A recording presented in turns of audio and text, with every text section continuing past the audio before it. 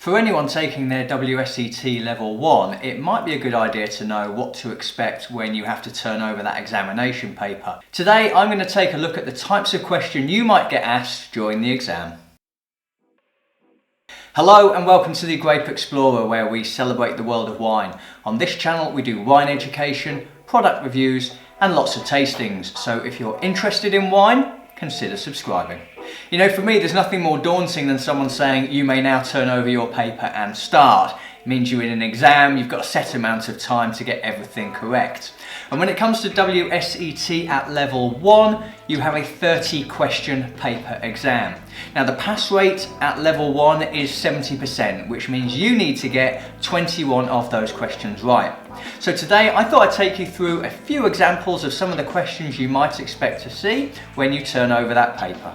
Now what WSET have done at Level 1 is split the exam into 3 parts. So there are 6 marks against knowing the key stages in grape growing and winemaking. There are 18 marks available for knowing the types, characteristics and styles of wines from the principal grape varieties and other examples of wines. And there are 6 marks available to know the key principles and practices involved in the storage and service of wine. So you do need to know a little bit of everything as you go into the exam, but of course the main focus is all about the different grape varietals that there are out there. And you may also need to know some of the countries where they come from as well. So I'm not going to put these questions in any particular order. I'm just going to go through a few examples to give you an idea about what you might get asked. Now what's interesting, I think, at WSET Level 1 and having gone through it, is on reflection when you look at some of these questions you might think, well, these are quite straightforward. But I think there are 2 factors that can influence your decision making when you're in an exam. First off, it's only ever easy if you know the answer already. And secondly, being in an exam is a different kind of environment. There's an added pressure that you put upon yourself because you're in an exam environment. And so everyone is going to have their own different styles about how they want to approach the exam.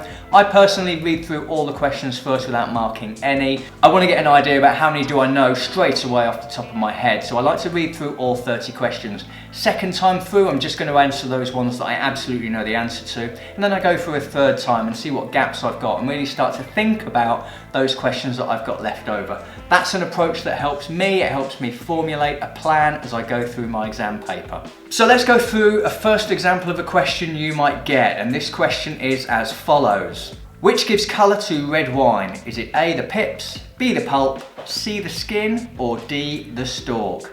Now when it comes to questions like these, my own view is that 2 of the answers are clearly wrong and 2 of the answers are likely to be the correct answer. So I think in the case of this particular one, we would be discounting immediately that the pips and the stalk have anything to do with colour. We're left with the skin and the pulp. And so it's going to come down to what you've learnt on the day. Red wines, of course, get their colour from the skins. You might get a question about a particular style of wine. So here's another question to take a look at. Chablis is A dry white wine, B, a dry red wine, C, a sweet white wine, or D, a sweet red wine. And again, you're going to be able to discount 2 of these immediately, because if you know that your Chablis is either a white or a red wine, you're going to be able to get rid of 2 of those answers straight away. Chablis, of course, is a white wine, so we're going to be able to immediately get rid of 2 of them. And then again, it's going to be what you've learnt on the day through the course. Chablis being a dry white wine. Looking at our next question about grape varieties. Which one of the following grape varieties produces red wine? Cabernet Sauvignon, Sauvignon Blanc, Riesling or Chardonnay? Now this might come across to some people as quite a simple question, but again I think there are 2 answers that you eliminate immediately and then you're left with 2. Now the fact that 2 of the answers have Sauvignon in the title means that I would discount the other 2 immediately and then left thinking about which one is the red one. Cabernet Sauvignon or Sauvignon Blanc? Well, if you know your French, Blanc is white and you'd be able to discount that one as well. Cabernet Sauvignon is the red wine here. Let's take a question about a different style of wine. Which of the following is a fortified wine? A, Cava, B, Beaujolais, C, Prosecco, or D, Port? Now interestingly in this question, 2 of the styles that have been suggested as answers are sparkling styles. So you would eliminate Cava and Prosecco immediately, and then you're just left with Beaujolais and Port. And through your studies you should be able to evaluate that Port is the fortified wine. You're also going to get some true or false questions in the exam. And a lot of the questions on the day, particularly for my exam, were about food pairing with wines. So let's take a look at a food pairing question that's a true or false question as well. Umami makes wines seem more sweet and fruity. Is this A, true, or B, false?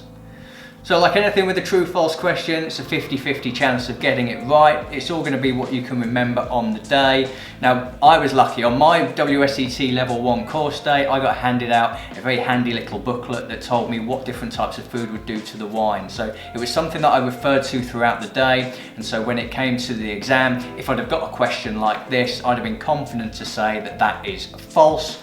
Umami makes your wine seem more bitter and acidic. You may also get some questions about countries and the types of wines that come from those countries. So let's take a look at one of those. Which of the following wines is Germany most famous for? A, Sauvignon Blanc, B, Pinot Noir, C, Riesling, D, Syrah/Shiraz. This one's quite an interesting question because you can discount some again immediately. It will really be referring to what you've covered on the course on the day. So some of these you can discount immediately. Syrah, Shiraz and Sauvignon Blanc are not renowned for being made in Germany. It's interesting that they've got Pinot Noir as a potential answer here because in Germany Spätburgunder is particularly popular. However, that's not really covered at level 1, so you're only really left with one answer, which is Riesling. Like I said earlier, lots of questions about food pairing with wine, and here's a food pairing question.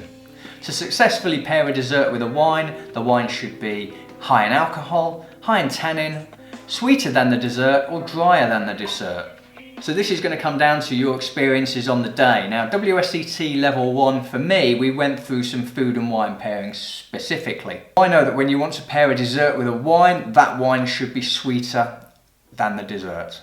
So there we go, there are a few examples for you to have a think about when you're taking the WSET Level 1 exam. Like I say, 21 marks to get a pass grade, 70% or more. Hopefully this has given you some indication about the types of things that you might get asked. What WSET are not looking to do is try and trip you up. There are no trick questions. The answers have all been covered during the course of the day, and it's all about you paying particular attention to the materials you're given, to the food and wine pairing element, as well as having a basic understanding of grape varietals and the countries in which they're grown. So let me know in the comments section below if you've recently had your exam, what types of questions did you get asked? Or if you've got a question for me about the exam itself, please feel free to drop me a line. Best of luck to those of you taking your exam. I'm the Grape Explorer and I look forward to seeing you again soon. Cheers.